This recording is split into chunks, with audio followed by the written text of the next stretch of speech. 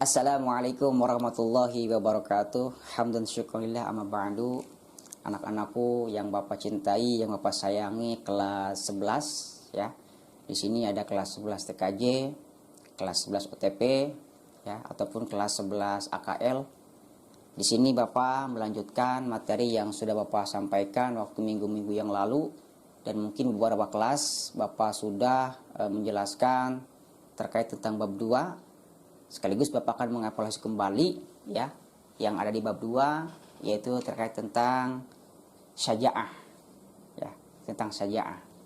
Ya, mungkin kalian pernah membaca di buku ya, apa itu syaja'ah, apa itu dalam Quran yang mengandung Quran surat apa ya yang menjelaskan terkait tentang syaja'ah. Nah, di sini Bapak akan menjelaskan apa itu syaja'ah. Nah, syaja'ah di sini ada beberapa pengertian. Yang pertama, syaja'ah secara sederhana ya bisa diartikan berani dan gagah. Tetapi di sini bukan berani dalam arti siap menantang siapa saja. Bukan. Itu terkait tentang pengertian sederhananya. Ya.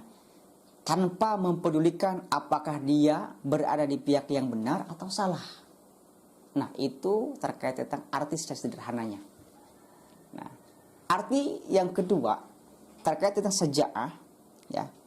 Syaja'ah menurut pandangan Islam ataupun syaja'ah yang kedua itu bisa dikatakan salah satu ciri ya yang dimiliki orang yang diistiqomahkan, yang diistiqomah di jalan Allah ya, yang beristiqomah beribadah di jalan Allah, itu disebut syaja'ah ya, arti kedua itu.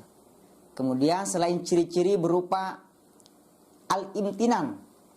Al-imtinan itu bisa diartikan ketenangan, ketenangan jiwa ya, ataupun dalam bahasa Arabnya lagi yang disebut dengan atafaul. Atafaul itu optimisme ya.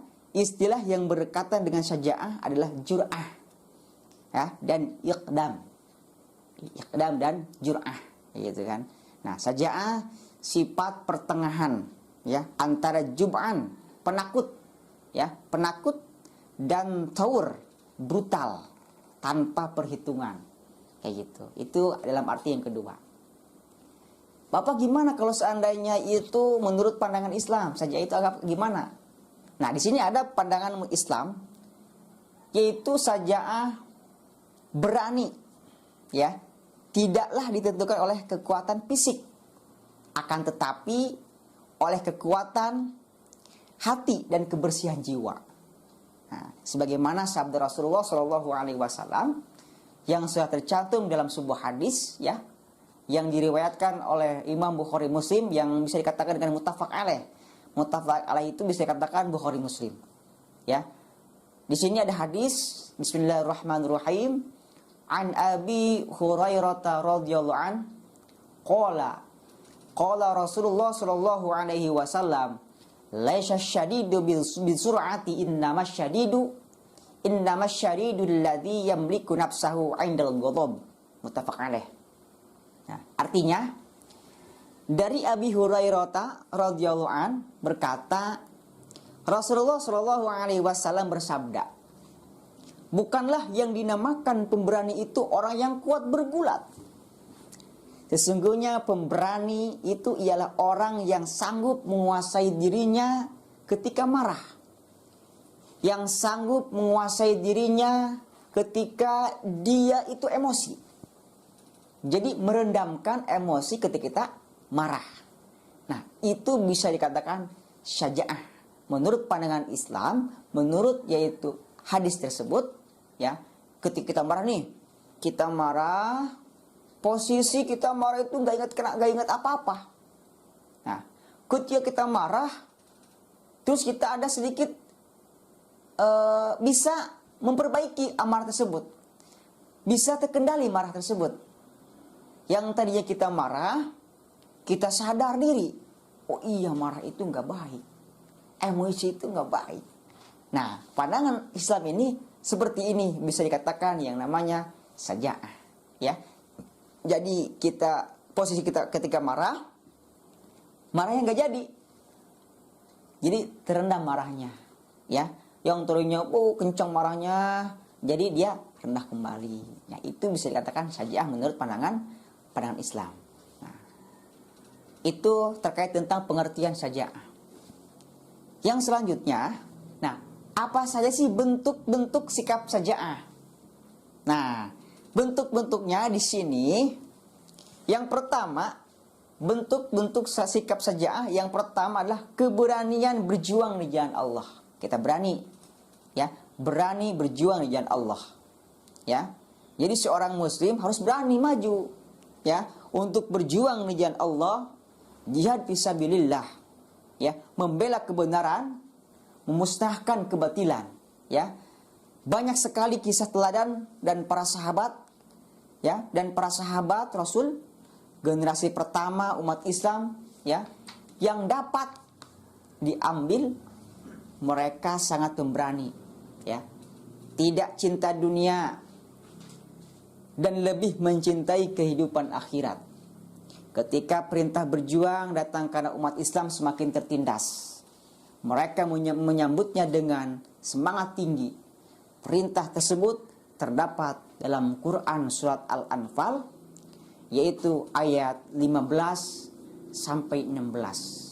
Insyaallah di sini akan Bapak bacakan terlebih dahulu Quran surat Al-Anfal ayat 15 dan ayat 16. A'udzu billahi minasy syaithanir rajim.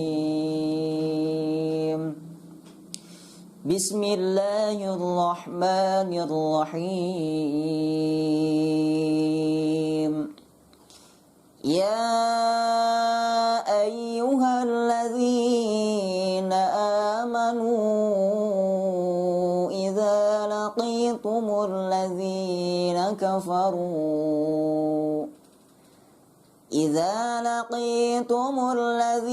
kafaru zahfan fala tuwalluhumul adbar wa man yuwallihim yawmaidhin duburahu illa mutaharrifan liqitalin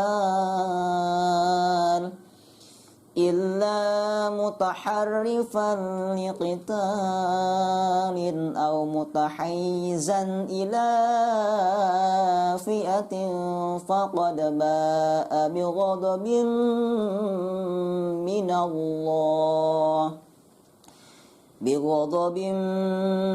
minallahi wa ma'wahu jahannam wa bi'sal masir.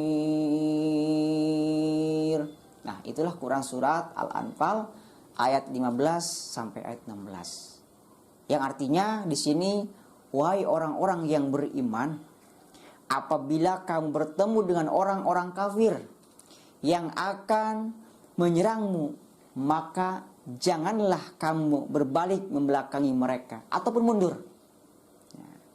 Dan barang siapa mundur pada waktu itu kecuali berbelok untuk siasat, ya, perang atau hendak menggabungkan diri dengan pasukan-pasukan yang lain, maka sungguh orang itu kembali dengan membawa kemurkaan dari Allah Subhanahu wa taala, dan tempatnya ialah neraka jahanam. Seburuk-buruk tempat kembali. Nah, itulah Quran surat Al-Anfal ayat 15 dan ayat 16. Rasulullah SAW telah mencontohkan seperti hal yang terjadi waktu peperangan, ya, yaitu peperangan Badar, ya, perang Badar, dengan hanya kekuatan 300 orang pasukan, ya. Umat Islam berani menghadapi lawan yang jumlahnya sangat luar biasa banyak, orang kafir. Berapa? Orang Islam itu ada 300 orang pasukan untuk perang Badar. Sedangkan orang kafir itu ada 1.000 orang, sekitar 1.000 orang. Pada perang tersebut, umat Islam mencapai kejayaan, mencapai kemenangan. yang ditolong oleh Allah Subhanahu wa taala. Jangan mundur. Ya, itu waktu zaman dulu, waktu zaman Rasulullah SAW ketika berperang ya melawan orang kafir. Orang Islam itu ada 300 orang pasukan, orang kafir ada 1000, ya, ada 1000 orang. Kayak gitu. Nah, yang selanjutnya terkait tentang tadi bentuk-bentuk sikap, ya, bentuk-bentuk sikap sajaah. Yang selanjutnya tadi yang pertama. Yang kedua, nah, keberanian berperilaku jujur. Ya.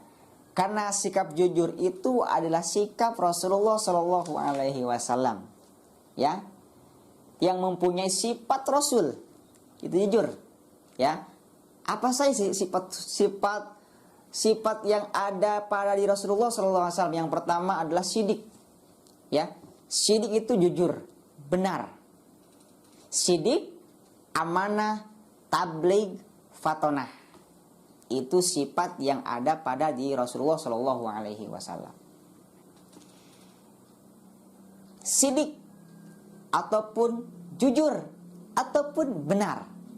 Nah, berarti adanya keselarasan antara berita dengan kenyataan yang ada.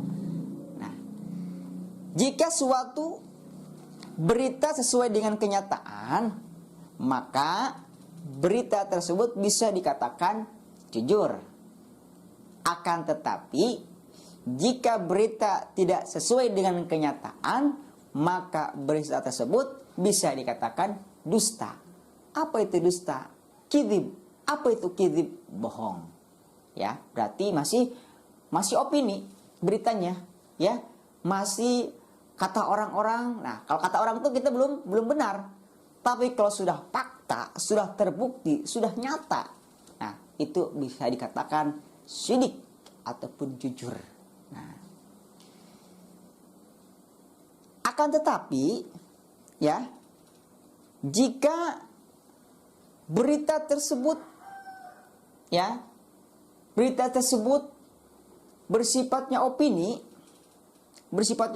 jadi belum benar-benar kebenarannya itu belum pasti, maka kita selidiki nyata atau tidak. Ketika itu nyata kebenarannya, ya, maka berita tersebut bisa dikatakan fakta atau benar, gitu kan. Nah, makanya seorang muslim dituntut, ya, selalu berada dalam keadaan benar lahir, ya, siddiq al-hadis, ya, al-hadis, siddiqi al-hadis, dan benar batin, siddiqi al-qalb, ya, hati dan perkataan harus selalu sama, tidak boleh berbeda. Hati, ucapan, pikiran itu harus sama, jangan berbeda, kayak gitu. Yang selanjutnya, ya, perilaku jujur merupakan tanda keislaman dan keimanan serta tanda kesempurnaan bagi pemilik perilaku tersebut. Orang yang berperilaku jujur akan memiliki kedudukan yang sangat tinggi, ya, di dunia maupun di akhirat.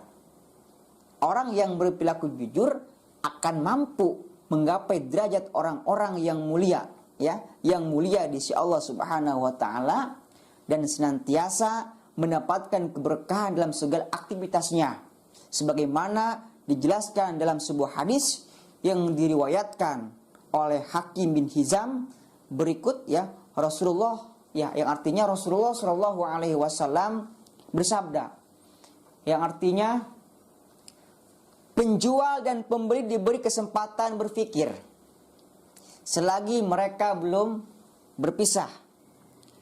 Seandainya mereka jujur serta membuat penjelasan mengenai barang yang diperjualbelikan, mereka akan mendapat berkah dalam jual beli, ya, dalam jual beli barang tersebut.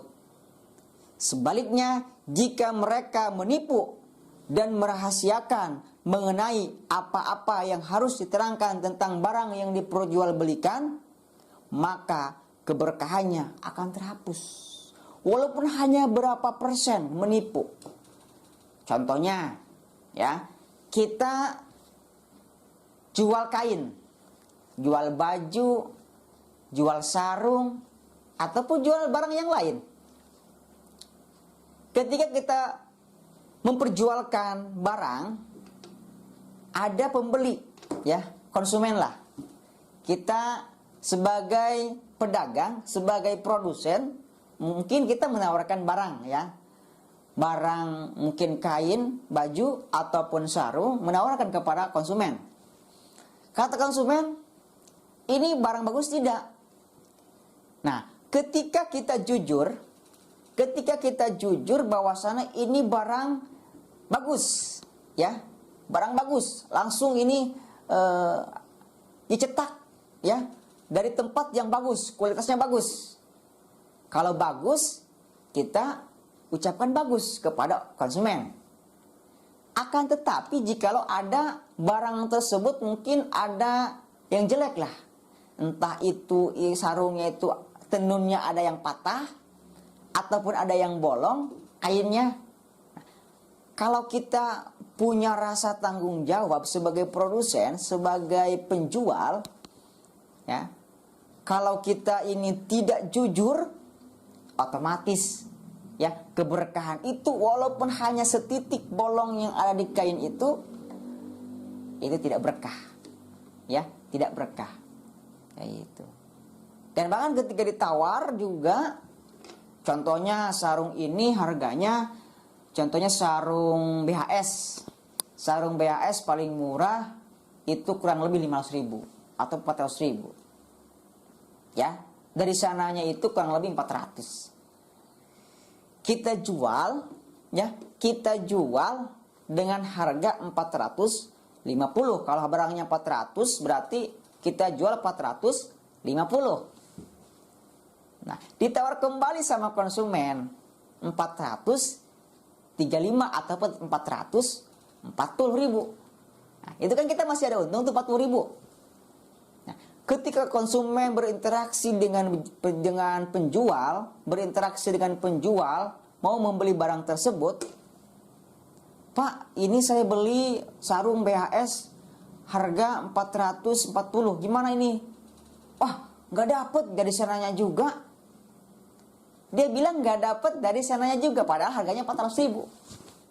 Padahal dia punya untung tuh 40.000. Dengan tidak kejujuran, dengan ngomong di sana juga nggak dapat, ya, 440, di sana juga mahal. Dia jualin 400, tetap pengen 450 aja. Jadi, padahal ditawarin sama konsumen 440. Ya, jadi punya untung 40.000. Karena dia tidak jujur, akhirnya si konsumen dibeli 450.000. Yang 10.000-nya itu apa? Yang 10.000-nya itu kurang manfaat, kurang berkah. Padahal itu di sisi lain, ya, walaupun sedikit, tapi keberkahnya dihapus oleh Allah Subhanahu wa taala. Tidak berkah, ya. Keuntungannya tidak berkah. Jadi yang 40.000 itu, ya, karena ada yang 10.000 jadi 50.000. Jadi kurang berkah. Ya. Jadi menyatu, digabungkan 50.000 jadi kurang berkah. Itulah, ya, tidak jujur. Padahal nggak apa-apa, 440.000 kan ada untung 40.000. Jadi karena dia tidak jujur, berarti kurang berkah. Itu sedikit contoh dari penjual dan pembeli. Anak-anakku yang dirahmati Allah Subhanahu wa taala, kelas 11, ya. Tadi terkait tentang keberanian berperilaku sifat jujur, ya. Selanjutnya, ya, mungkin waktunya sudah berjalan, berjalan seiring waktu sudah mau menunjukkan selesai, ya. Mungkin itu yang Bapak sampaikan. Insya Allah nanti minggu yang akan datang, insya Allah Bapak akan melanjutkan terkait tentang sajaah, ya, yang terkait tentang sajaah. Mungkin ada sumber sikap sajaah, ya, mungkin itu sumber sikap sajaah itu mungkin sumber hukum Islam dari Al-Quran, hadis, ya, ijma qiyas. Nanti insya Allah Bapak akan menjelaskan secara detail. Ya, mungkin hanya itu terkait tentang pengertian saja'ah, terkait tentang Quran, menjelaskan tentang saja'ah, hadis terkait tentang saja'ah, apa saja. Tadi Bapak sudah jelaskan contoh-contoh saja'ah di dalam jual beli kayak gimana gitu kan. Kejujuran kita harus diterapkan dalam pembeli dan penjual gimana gitu kan.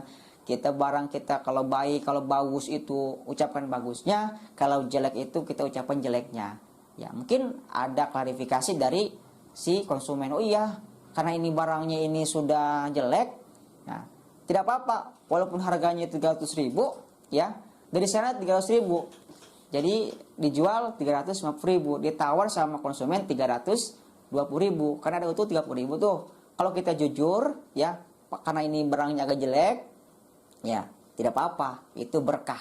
Kalau kita jujur, ya menyikapi masalah barang tadi jual beli, konsumen membeli barang tersebut dengan sama-sama ridho, insya Allah ya walaupun kita untungnya 30.000 ataupun 20.000 ataupun 10.000, insya Allah berkah. Tapi sebaliknya, kalau kita itu walaupun 10.000 ya 10.000 keuntungannya itu karena kita bohong, itu kita kurang berkah dan dihapus keberkahannya oleh Allah Subhanahu wa taala. Ya. Mungkin hanya itu yang Bapak sampaikan. Sebelum Bapak akhiri, ya silahkan ketik komentar di situ ya. Ketik nama, ya ketik nama, saya ketik nama hadir ya. Kemudian ketik nama, terus kelas berapa ya? Kelas 11, sebut kelas 11 TKJ 1, TKJ 2, TKJ 3, terus 11 OTP 1, OTP 2, OTP 3, OTP 4, yang lainnya terus. Ataupun kelas 11 AKL, mungkin AKL 1, AKL 2 gitu kan ya. Silakan kalian komentar di situ ya. Ketik nama gitu kan, ataupun ketik nama saya siapa, terus kelas berapa, hadir gitu kan. Itu. Kalau ada pertanyaan-pertanyaan silakan kalian komentar di situ untuk bertanya, silakan nanti insya Allah Bapak akan jawab mungkin di dalam komentar tersebut ya. Mungkin hanya itu yang Bapak sampaikan, kurang lebihnya Bapak mohon maaf. Mudah-mudahan apa saja yang Bapak sampaikan bermanfaat bagi kalian semuanya. Kalau ada perkataan yang benar itu datang dari Allah Subhanahu wa taala. Jika ada perkataan yang salah itu datang dari Bapak sendiri. Mungkin Bapak akhiri, wallahul muwaffiq ila aqwamit thoriq. Wassalamualaikum warahmatullahi wabarakatuh.